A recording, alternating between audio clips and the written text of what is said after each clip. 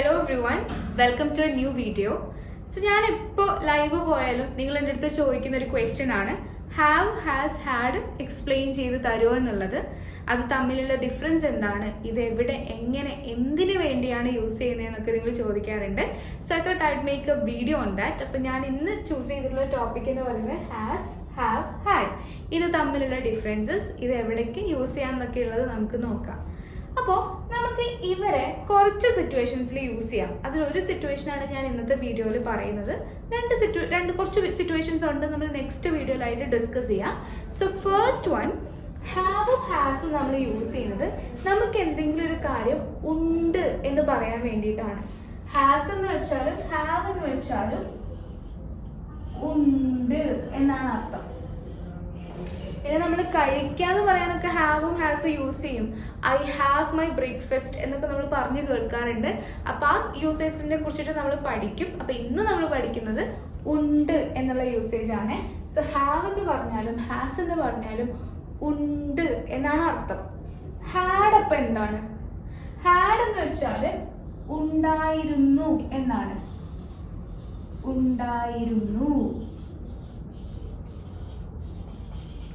So ഉണ്ട് എന്ന് പറയാൻ നമുക്ക് ഹാസ് അല്ലെങ്കിൽ ഹാവ് ഉപയോഗിക്കാം എന്ന് നമ്മൾ പഠിച്ചു.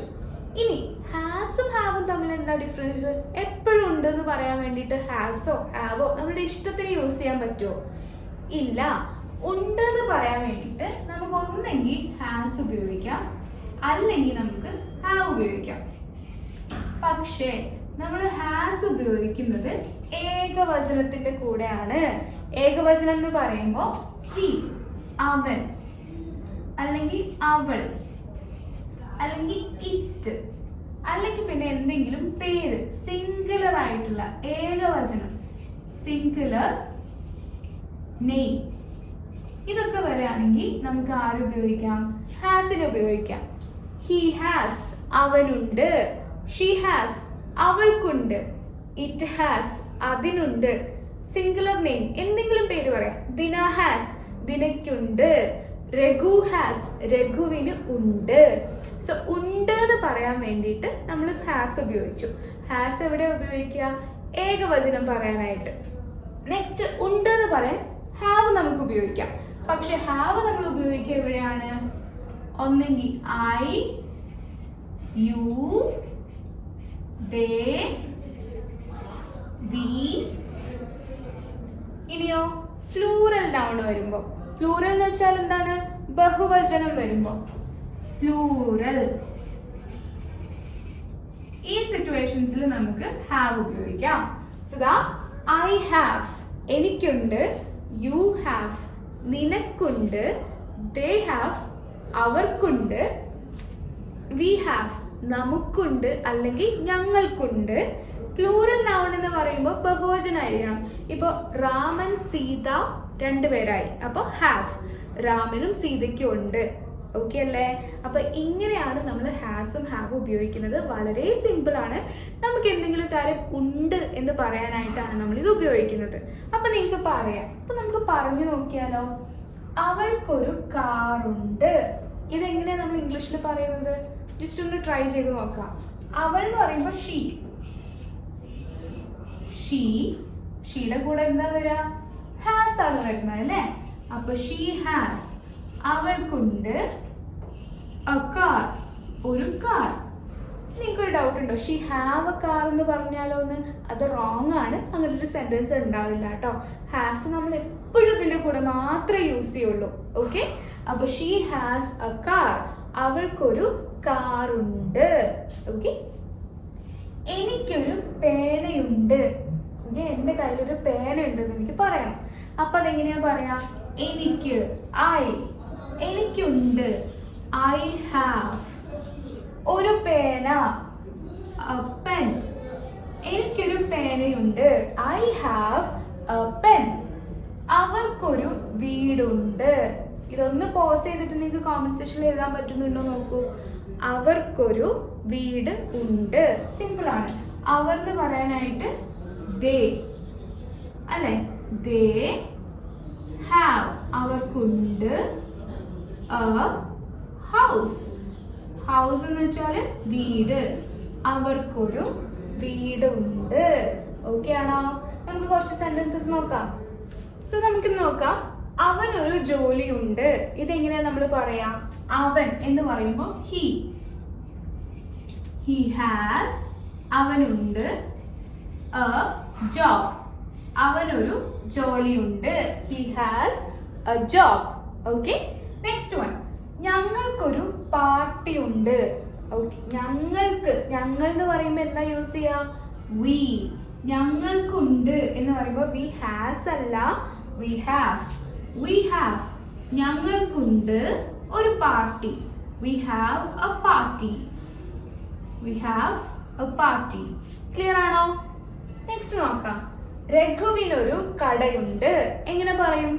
രഘു.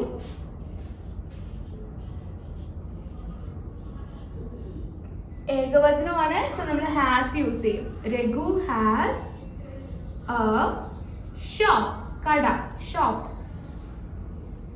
അല്ലേ? എനിക്ക് ഇന്നൊരു പരീക്ഷയുണ്ട്. എങ്ങനെ പറയും?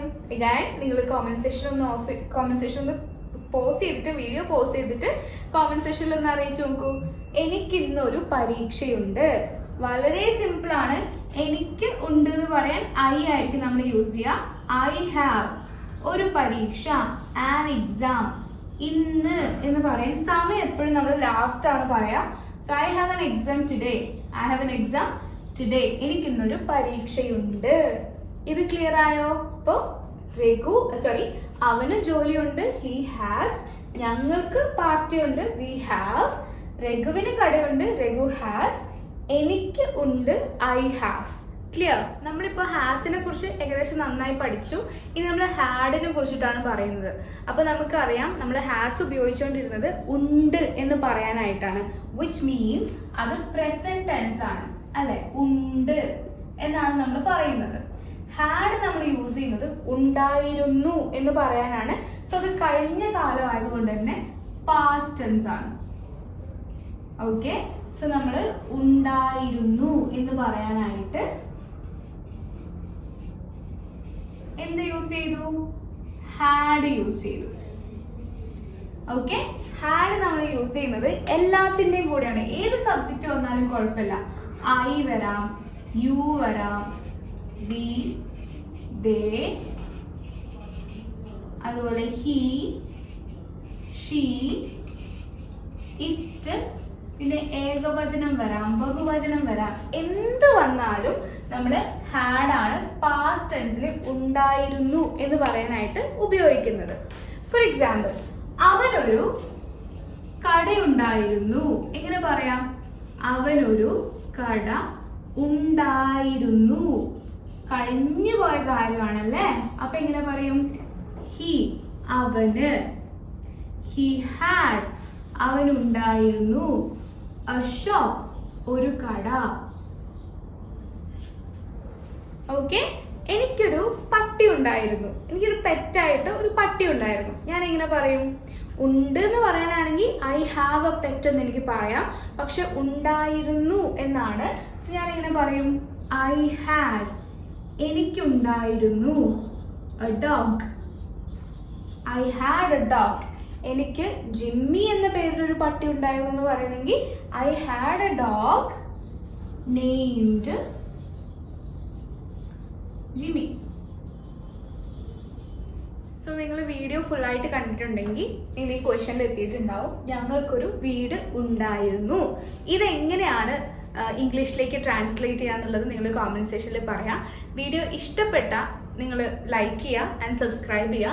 നിങ്ങൾക്ക് ക്ലാസ് യൂസ്ഫുൾ ആയി എന്ന് തോന്നിയിട്ടുണ്ടെങ്കിൽ, നിങ്ങൾക്ക് പഠിപ്പിച്ചതെല്ലാം ക്ലിയർ ആയിട്ടുണ്ടെങ്കിൽ നിങ്ങളുടെ ഫീഡ്ബാക്ക്സ് എനിക്ക് ഭയങ്കര ഇമ്പോർട്ടൻ്റ് ആണ്. അതുകൊണ്ട് ക്ലിയർ എന്ന് ടൈപ്പ് ചെയ്തിട്ട് കോമന്റ് സെക്ഷനിൽ അറിയിക്കുക. Thank you so much for watching this video. അപ്പം ഇന്നത്തെ ക്ലാസ്സിൽ നമ്മൾ ഉണ്ട്, ഉണ്ടായിരുന്നു എന്നെങ്ങനെയാണ് പറയേണ്ടതെന്ന് പഠിച്ചു. നെക്സ്റ്റ് ക്ലാസ്സിൽ നമ്മൾ പഠിക്കുന്നത് ഇല്ല, അതുപോലെ ഉണ്ടായിരുന്നില്ല എന്നെങ്ങനെ പറയും എന്നുള്ളതാണ് നമ്മൾ നെക്സ്റ്റ് ക്ലാസ്സിൽ പഠിക്കുന്നത്. So I hope you like this video. Thank you so much everyone.